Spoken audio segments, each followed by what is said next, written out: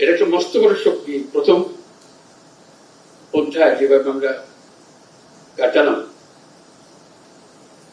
এবং এই কাটানোর মধ্যে যে সমস্ত শক্তি আমাদেরকে ব্যাহত করার চেষ্টা করেছে, আমাদেরকে ভুন্ডুল করে দেওয়ার চেষ্টা করেছে, তাদেরকে সুন্দরভাবে সবাই মিলে মোকাবেলা করতে পেরেছে। দ্বিতীয় পর্বই হাঙ্গামা হবে, কারণ যাদেরকে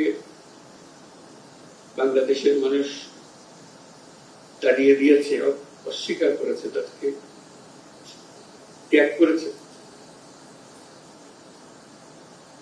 তারা ফিরে আসার জন্য অত্যন্ত ব্যাপক। প্রতিটি দিন তাদের জন্য মূল্যবান দিন,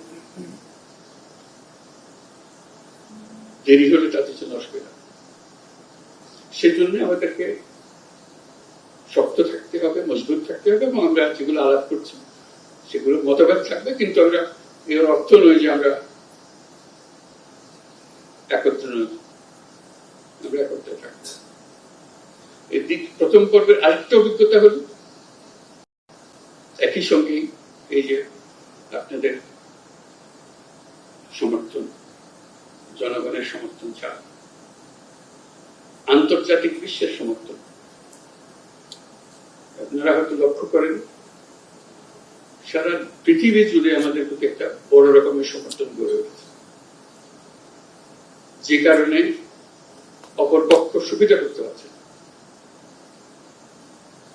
পদে পদে ব্যাহত হচ্ছে। যেখানে যাই বহু গল্প রচনা করেছে, সে